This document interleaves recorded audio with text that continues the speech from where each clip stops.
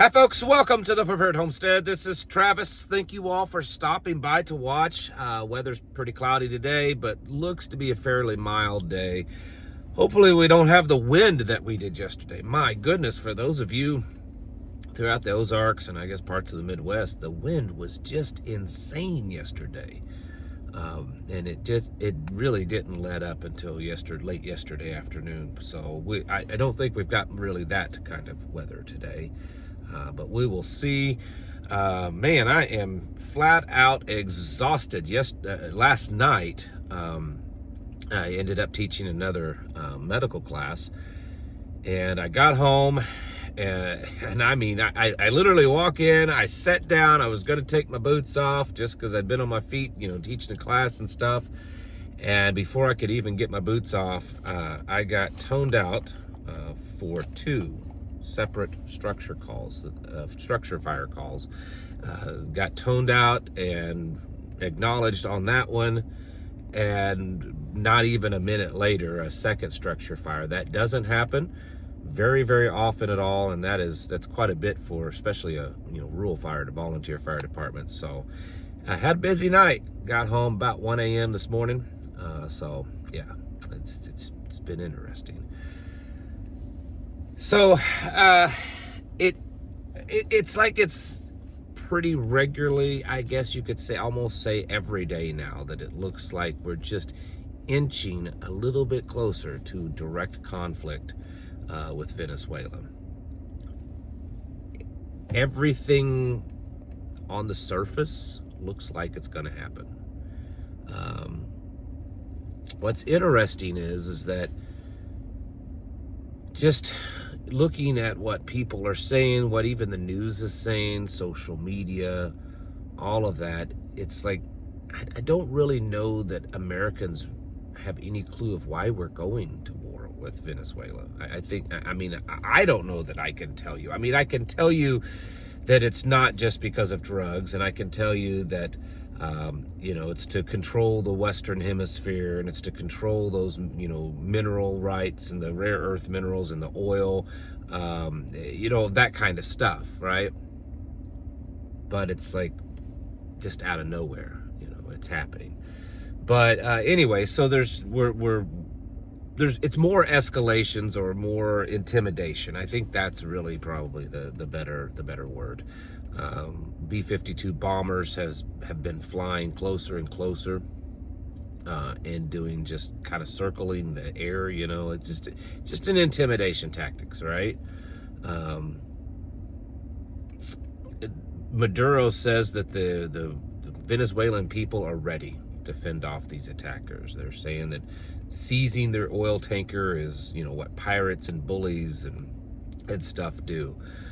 And now Maduro is trying to convince other countries in the region, Colombia and Peru and a few others, to kind of come together, because really they're all there's a threat against all of them. In fact, President Trump stated that once we're done with Venezuela, we'll move on to Colombia. So who knows what all is going to transpire out of this. Will the United States and the Trump administration succeed in whatever their goal is here, or will it backfire? I don't know. It's just, there's a strangeness to it, especially the strangeness of all of this buildup and all of this hype, and then it's just kind of slowly dragging. Like if we're going to do it, do it.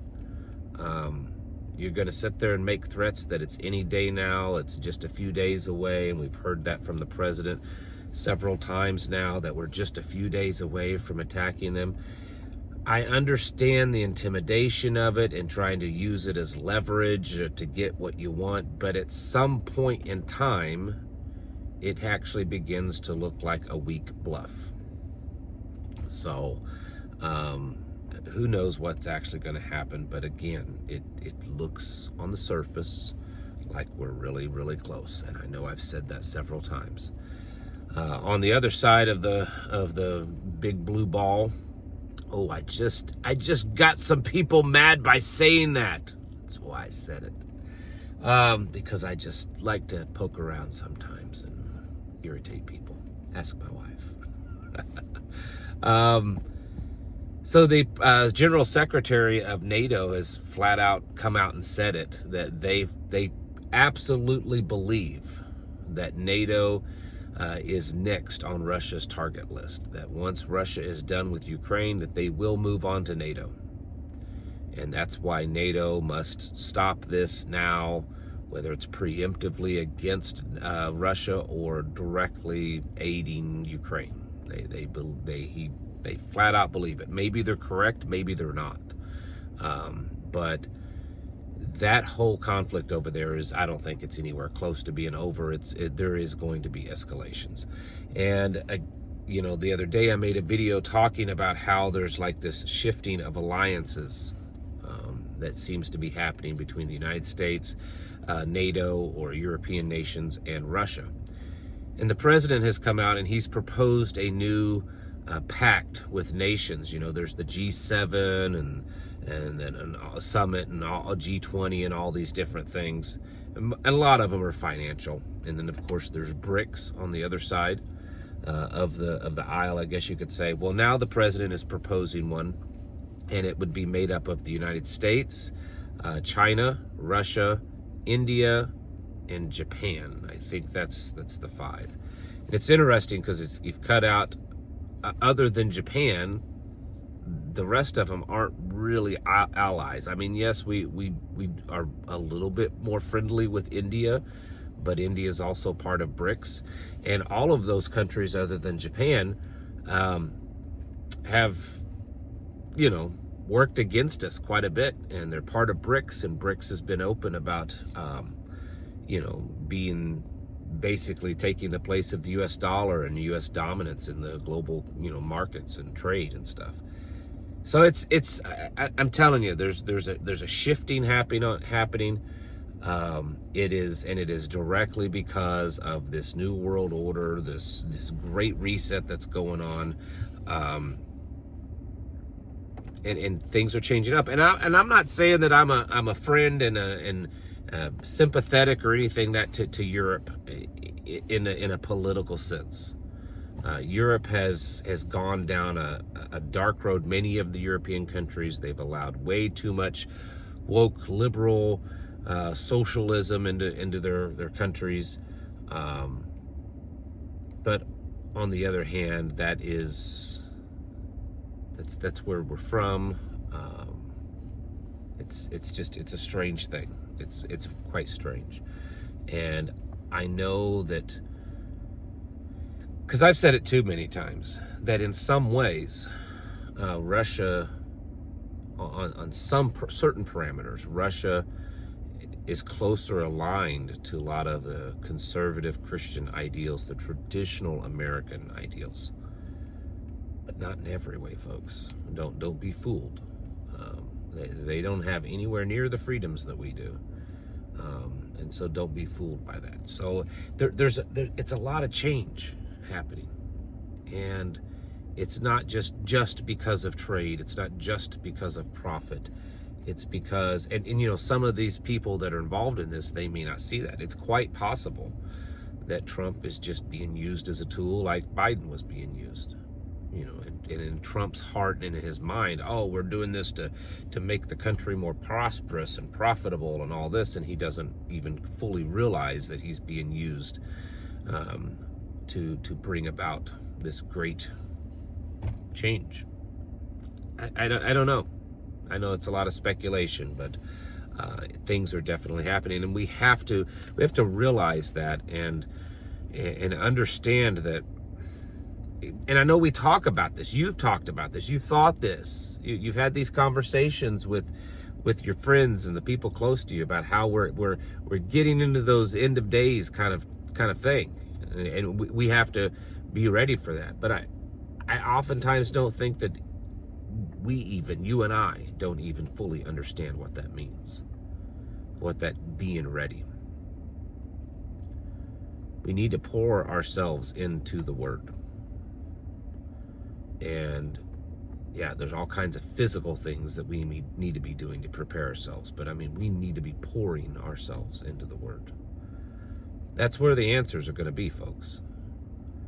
And the world is just, it's slipping away into darkness every day. People are just becoming more and more evil. It's, the love in men's hearts has grown cold. It's everywhere. It's so apparent.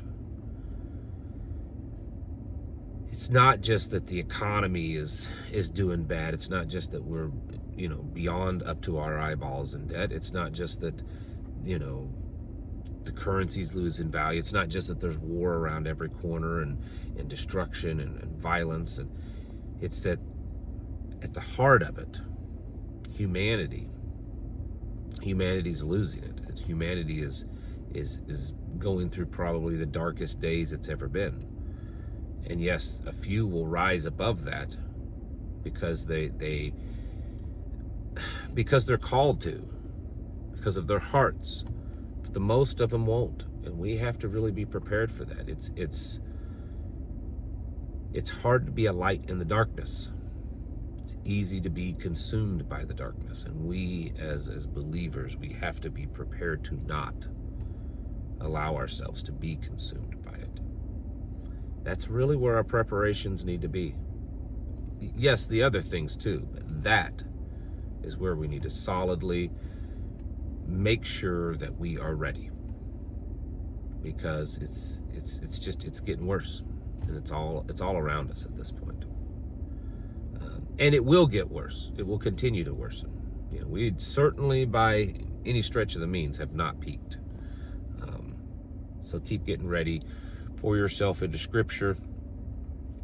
Spend more time in prayer, and pray for guidance, for wisdom, for discernment, because of the things that's going to happen and the directions that you need to go.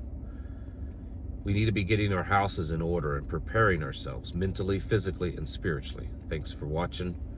Catch you in the next video.